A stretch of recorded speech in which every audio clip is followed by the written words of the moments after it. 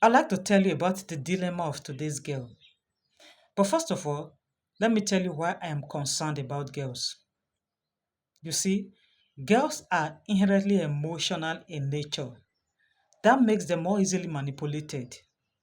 They are tender at heart and more susceptible to emotional wounds when compared to their brothers. The desire to be loved and accepted lies deep within their feminine souls. This is why they open up themselves to anyone they think might give them the affirmation they crave. They are hoping that someone somewhere, most likely a guy, will fill that void. Guys often say, women like money, but that's only half the truth. More than anything in the world, a girl wants to be loved and accepted, and they will do anything they think will make them loved and well thought of. So, if a girl wants the latest hair, it is to draw validation and acceptance. If she wants the latest iPhone, it is because she thinks it will make her fit in or accepted. If she wants the latest jeans, it is for the same reasons: validation, acceptance, and love. Parents or responsible adults have a responsibility to provide these emotional needs for their girls, else they will seek them somewhere. Surely. This matter of emotional needs does not only apply to girls, it applies to women in general. But because teenagers are at a point in their lives where they are trying to define their identity and understand their uniqueness and femininity, they are more likely to be swayed by the crave for love and acceptance.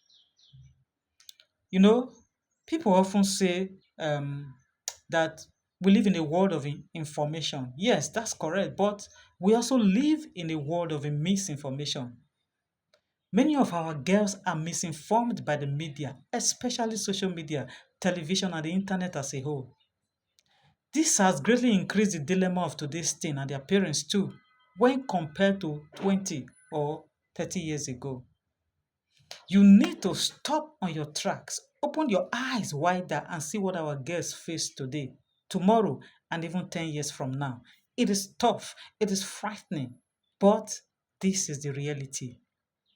You know, we all value our children and we wish and pray that the world will be gentle with them. But it is cruel beyond imagination, even before she is 10. The number of teenage pregnancies are continually on the increase. Many teenagers are into drugs and other harmful practices. Even though a teenager may not participate in all this ugly stuff, it is all around her. Sexual enticement, alcohol abuse, foul language, hard drugs, and predatory boys and men who want to take something from your girl. I don't care whether you're a doctor or a truck driver, a CEO, a politician, a pastor, a teacher, or whether you live in a mansion in GRA, Lekki, or Abuja, or you live in a one-room apartment in Ajenkule, or Ikpara, or Komagba, or urban area. Ugliness is everywhere.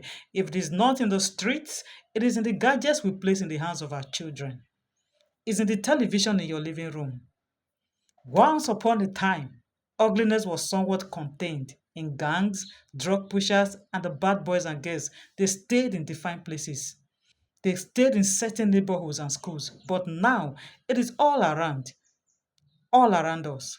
And when we acknowledge the precariousness of the situation, we cannot just turn our eyes the other way, like the man and the story of the Good Samaritan. We have to do something. If it is not to remedy, at least to reduce the effects of today's societal culture on our girls. You only need to step out of your house into your neighborhood and see, to step into the streets to see the situation we have in our hands. Our girls are on the run, and we can't just fold our hands and hope that they come back home. No, we have got to go after them. This is the time to bring back our girls indeed. And it is why Teenage Girls Rehab Foundation was born, to help counteract the negative effects of the society and its media on our girls.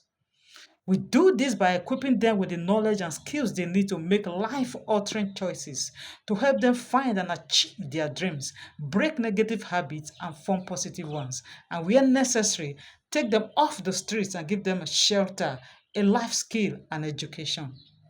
So, I'm using this opportunity to crave the indulgence of all the respectable men and women we have in our world today, those who are concerned about our guests, Christian women who would like to be a part of what we are doing, please send us a DM or use the WhatsApp button.